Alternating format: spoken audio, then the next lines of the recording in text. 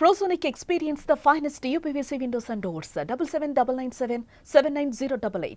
కర్ణాటకలోని ప్రసిద్ధ శైవ క్షేత్రమైన ధర్మస్థలలో చాలా మంది ఆడవాళ్లను చంపారన్న వార్త మొత్తం రాష్ట్రాన్ని కాదు దేశాన్ని కూడా కుదిపేస్తున్నటువంటి పరిస్థితి. అయితే అక్కడ ఇప్పటికే సిట్టు కూడా కొన్ని చోట్ల తవ్వకాలు జరిపి కొన్ని పుర్రెలు, ఎముకలు, అలాగే సగం అస్థిపంజరాలను కూడా బయటకు తీశారు. దీనికి సంబంధించి మరిన్ని విషయాలు మనతో మాట్లాడేందుకు ప్రముఖ పండితులు కృష్ణమాచార్య గారు లైవ్ కాల్లో ఉన్నారు. అందుబాటులో ఒకసారి మాట్లాడదాం. సార్ నమస్తే అండి.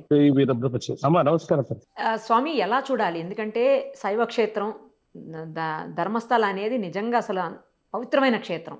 ఇప్పుడు అక్కడ ఇలా జరుగుతోంది అంటే ఎలా చూడాలి? సనాతనమైనటువంటి ధర్మంలో భారతావరిలోనే ప్రసిద్ధమైనటువంటి పుణ్యక్షేత్రం ధర్మస్థల.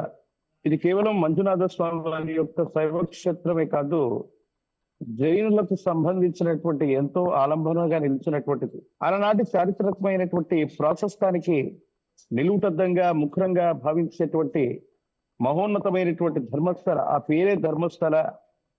సనాతనమైనటువంటి ధర్మంలో మనందరం కూడా ఎంతో సెంటిమెంట్ గా మనం భావన చేస్తూ ఉంటాం. 2-3 వారాలుగా మనం వింటూ ఉన్నాం కొన్ని అనుమానాస్పదమైనటువంటి కథనాలతో పాటుగా కొన్ని వందల సంఖ్యలో బాలికలు, మహిళలు, కొంతమంది పురుషుల్ని తీవ్రంగా హింసించి చంపారన్నటువంటి నేపథ్యంలో అక్కడ పనిచేసినటువంటి ఒక పారిశుద్ధ కార్మికుడు తాను ఇచ్చినటువంటి ఫిర్యాదు మేరకు అక్కడ శిక్ష విచారణ జరుగుతుంది.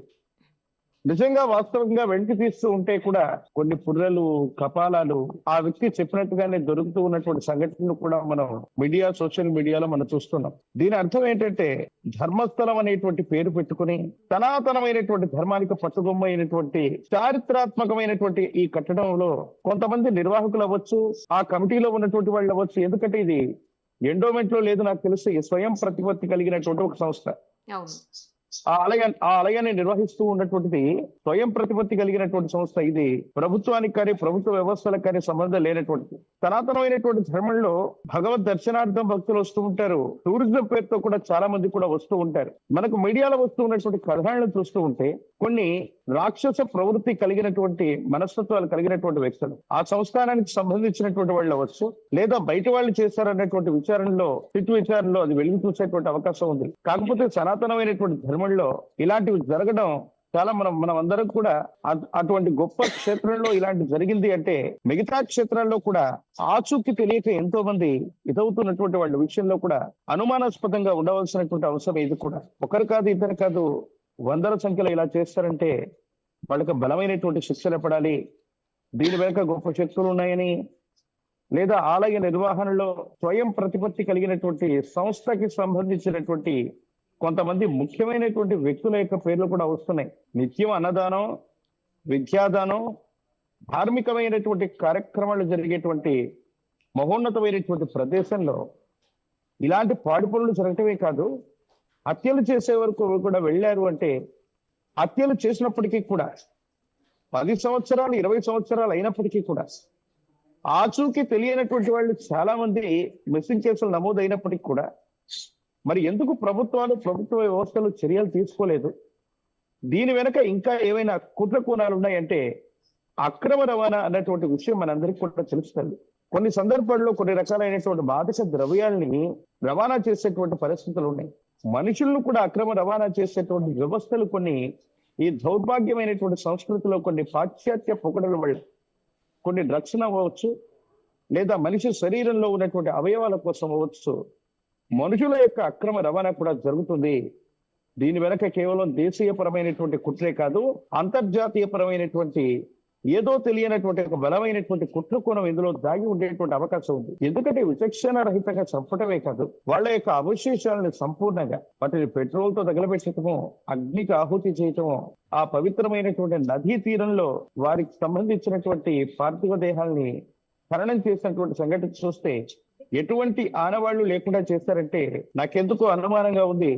ఇది మనుషులకు సంబంధించినటువంటి అక్రమ రవాణా అవ్వచ్చు, అవయవాలకు సంబంధించినటువంటి విషయంలో ముఖ్యమైనటువంటి అవయవాళ్ళని కూడా తీసేసేటువంటి కుట్ర కోణాలు ఎన్నో మన హాస్పిటల్స్ లో, కార్పొరేట్ హాస్పిటల్స్ లో మనం చూస్తూ ఉన్నాం. మనకు బయటికి కనిపించినటువంటి కుట్ర కోణం ఏదో ఇందులో ఉంది. విదేశీ హస్తం కూడా ఉంటే తప్ప ఇంతమంది వందల సంఖ్యలో ఒక పవిత్రమైనటువంటి పుణ్యస్థలంలో కేవలం 10 నుండి 20 సంవత్సరాల కాలంలోనే హత్య గావించబడటం, అత్యాచారం చేయటం, బలాత్కారం చేయటం, వాళ్ళు ఎక్కువగా మహిళలు, బాలికలు, మిగతా వాళ్ళే ఉండటం అన్నటువంటిది చాలా ఆలోచించదగినటువంటి, మనందరం కూడా అటువంటి గొప్ప క్షేత్రానికి మనం వెళ్ళాలి.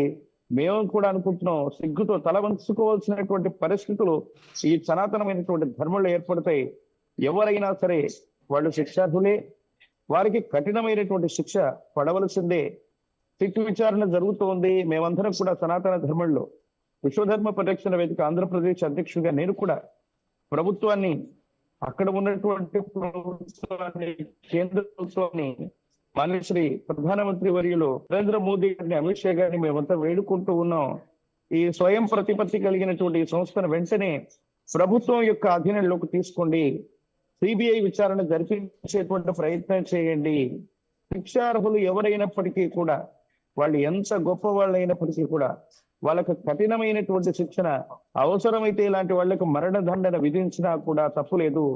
భారతదేశ శిక్షా స్మృతిలో మరణదండ నుంచి కాస్త విముక్తి లభిస్తున్నటువంటి పరిస్థితులు మనం చూస్తాం. ఇంకా మాట్లాడకుండా అటువంటి శిక్షా స్మృతిలో కఠినమైనటువంటి శిక్షలు ఏవైతే ఉన్నాయో వాటిని తప్పకుండా అమలు చేయవలసిందే. వాళ్ళు ఎంత గొప్ప వాళ్ళైనా. ప్రత్యేకించి మన దౌర్భాగ్యం ఏంటంటే కర్ణాటకలో ప్రస్తుతానికి కాంగ్రెస్ ప్రభుత్వం ఉంది. ఈ మధ్య కాలంలో జరిగినటువంటి అనేక రకాలైనటువంటి అంశాలు చూస్తే, గోరక్షణ చేస్తున్నటువంటి గో సేవకుల్ని, ఆర్ఎస్ఎస్ కార్యకర్తల్ని నడి రోడ్డు మీద రాళ్లతో బాధి చంపుతున్నటువంటి దాఖలాలు, ఇలాంటి ముష్కరముఖులు చెలరేగిపోతున్నటువంటి పరిస్థితులన్నీ కూడా ఎందుకో దౌర్భాగ్యమైనటువంటి పరిస్థితి ఆ కర్ణాటక రాష్ట్రంలోనే జరుగుతుంది. దేశ భద్రతకు సంబంధించింది, మన స్వాభిమానానికి సంబంధించింది, మన ధర్మస్థల పవిత్రమైనటువంటి మంజునాథ స్వామి వారి యొక్క మహోన్నతమైనటువంటి పుణ్యస్థలి, అలనాటి జైలుల యొక్క ఎంతో ప్రఖ్యాతి చెందినటువంటి చారిత్రకి ఇది ఆలంబనగా నిలిచినటువంటిది. దీన్ని మనం కాపాడుకోవాలి. శిక్షార్హులు ఎవరైనా సరే వాళ్ళని వెంటనే కూడా శిక్షించాలి అని వాళ్ళందరినీ కూడా మనం డిమాండ్ చేయవలసినటువంటిది. నిజంగా ఇలాంటి సంఘటనను భారతదేశమే కాదు, ప్రపంచ దేశాలు మొత్తం కూడా భారతావని సనాతన ధర్మం ఉంటున్నారు.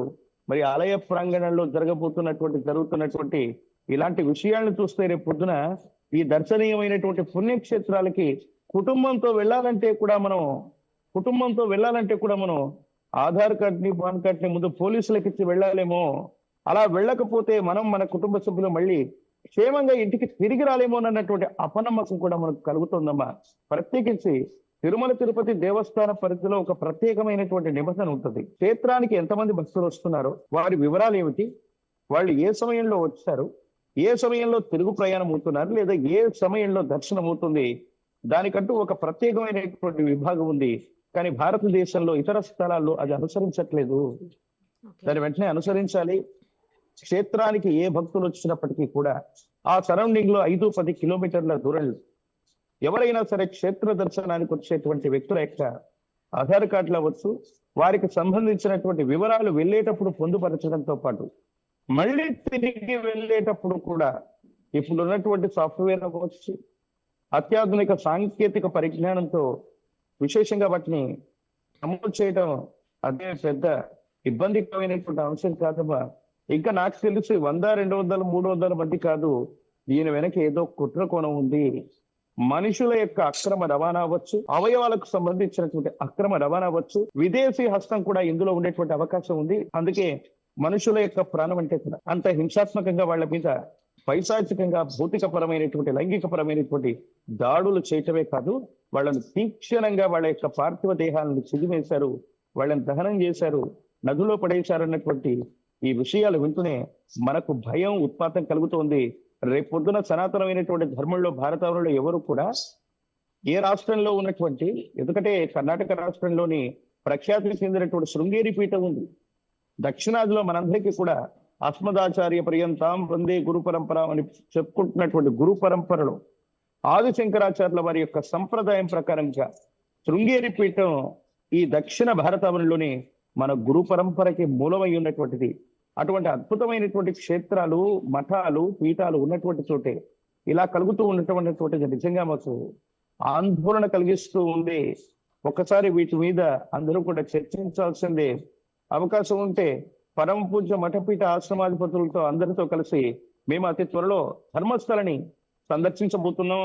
అక్కడ ఉన్నటువంటి ప్రభుత్వ పెద్దల్ని, ముఖ్యమంత్రి వర్యుల్ని మేము వెంటనే వినతి పత్రం అందజేయడంతో పాటు భారతదేశ మాన్య శ్రీ ప్రధాని మంత్రులు శ్రీ మోదీ గారికి కూడా విన్నవించేటువంటి ప్రయత్నాన్ని కూడా మేము తప్పకుండా చేస్తాం.